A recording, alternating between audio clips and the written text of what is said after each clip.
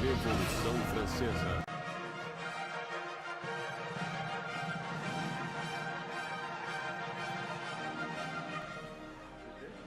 Nos salões de elite de Paris, os aristocratas reuniam-se para discutir autores do iluminismo e a era burguesa da razão. Voltaire, Rousseau, vozes frescas que pregavam a liberdade, o controle do próprio destino e, acima de tudo, a igualdade. No século XVIII, as ideias iluministas conseguiram na França alguns de seus mais notáveis pensadores, cujas ideias eram alcançar diferentes grupos sociais. Certamente contribuiu para isso o lançamento da Enciclopédia em 1751, um projeto editorial que tinha entre seus objetos difundir o conhecimento a maior número de leitores. A propagação dessas ideias se dava também por meio de panfletos, conversas e até as entusiasmadas discussões.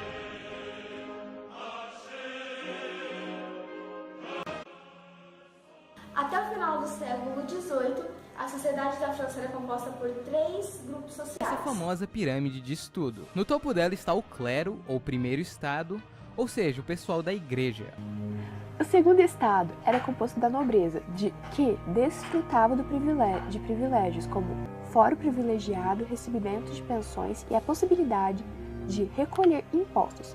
Alguns desses membros do grupo participavam das atividades administrativas na corte, e em um número bem pequeno havia os que se dedicavam às atividades economicamente rentáveis. Havia também entre aqueles que almejavam uma participação política mais efetiva, tipo na tentativa de aproximar a França da organização parlamentarista inglesa. Rei, rainha, príncipe, conde, blá blá blá. E o terceiro estado era todo o resto da população, que incluía os camponeses, comerciantes e até pessoas mais ricas, como os burgueses, enfim. Eram os trabalhadores e os mais pobres. As regras sociais eram bem rígidas e deveriam ser seguidas à risca. O problema é, os 2 primeiros estados não pagavam impostos e tinham vários privilégios. Já o terceiro estava sofrendo cada vez mais com impostos pesados e falta de comida. As despesas civis foi um grande problema para a França, já que a arrecadação de dinheiro era pouca e o gasto de dinheiro com guerras não vencidas As civis era eram grande. compostas sobre serviços da dívida, juros, que era 50%, as despesas civis, obviamente, que era 23%, despesas militares e diplomáticas, 27%. E as receitas eram receitas diversas, que era 25%, loteria real, 2%, e impostos, 73%. O financeiro da França.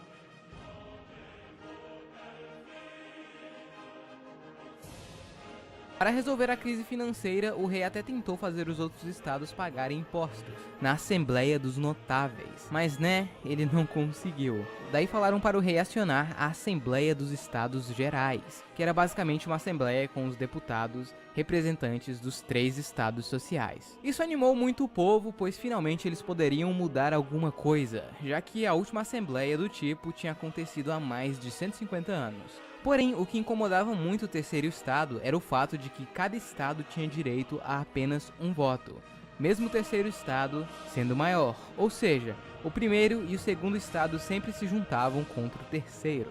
Houve várias discussões nessa assembleia.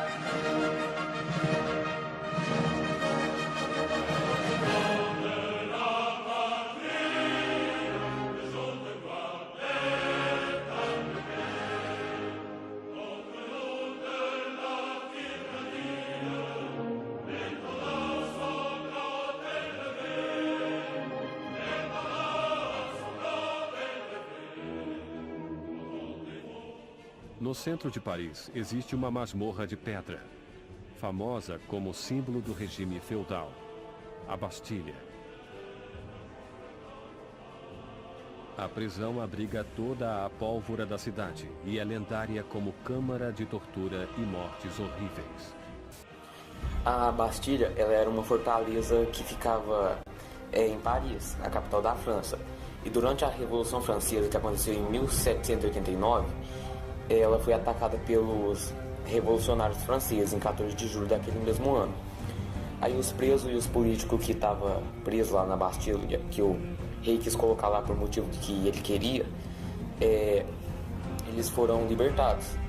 E a queda da Bastilha, ela se tornou um marco, um símbolo da monarquia francesa.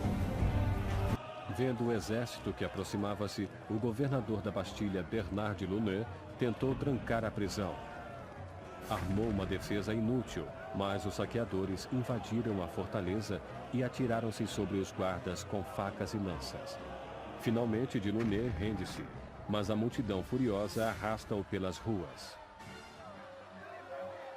Os saqueadores exaltados chutam e esfaqueiam-no até que ele grita: "Matem-me de uma vez." E a multidão obedece. Ele é assassinado e nasce uma tradição revolucionária. Sua cabeça decepada desfila enfiada em uma lança. Luís XVI pergunta: "É uma revolta?" "Não, senhor, é uma revolução."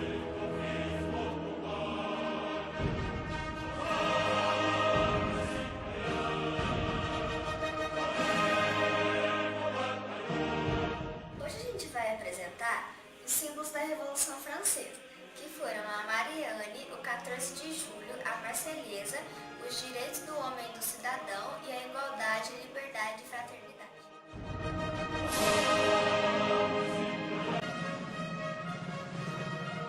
O primeiro símbolo que a gente vai explicar é a bandeira. A bandeira é composta por 3 cores: o azul, o branco e o vermelho. A bandeira foi criada 3 anos após a Revolução Francesa e cada cor tem um significado.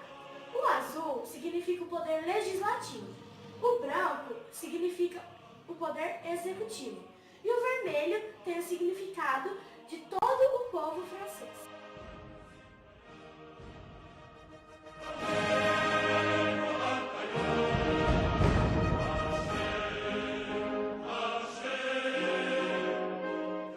É a mesma coisa do novo hino. Ela foi adotada por todo o território e ela surgiu do processo revolucionário. Em 1792, os batalhões marcharam de Marselha para Paris, em defesa e em busca de defender, as pessoas que queriam fazer mal para o seu país. Aí, depois de tudo, ela se tornou o hino em 1795.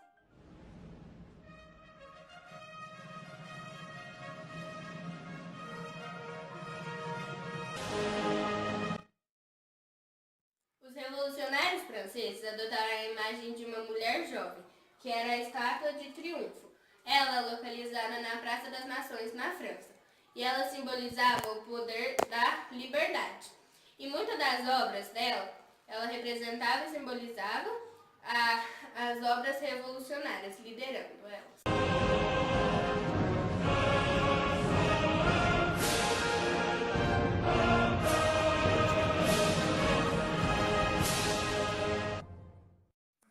Joseph Ignace Guillotin foi um médico francês que propôs, em 1789, o uso de um dispositivo mecânico para realizar as penas de morte na França. A guilhotina foi um instrumento que causou muito terror na França, e seu criador foi condenado à morte em sua própria máquina. Um fato muito curioso é que seu nome era Guillotine, ou seja, a máquina tem seu nome. Ele acabou falecendo em Paris, na França. A data de sua morte foi no dia 26 de março de 1814. Ele morreu por causas naturais. E agora está enterrado no cemitério de Paris. A guilhotina foi um instrumento utilizado durante a Revolução Francesa para aplicar a pena de morte por decapitação. O aparelho é constituído de uma grande armação reta, na qual é suspenso uma lâmina losangular e pesada.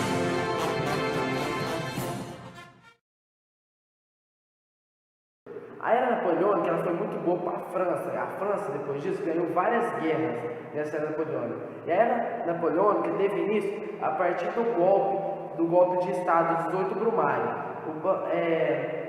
Napoleão Bonaparte ele foi considerado pela França um dos governantes mais bem-sucedidos da época. No governo de Napoleão teve várias medidas, como para combater a crise, Napoleão realizou várias obras de estrada, edifícios e portos, gerando novos empregos. Criou a nova moeda, ou franco, com atividades burguesas e protecionismo. As ideias iluministas disseminadas pelo Napoleão. Os centros absolutistas tentaram frear o avanço da era de Napoleão. As tropas napoleônicas teve vários interesses nessa época, na França. Um dos principais interesses foi os interesses economistas.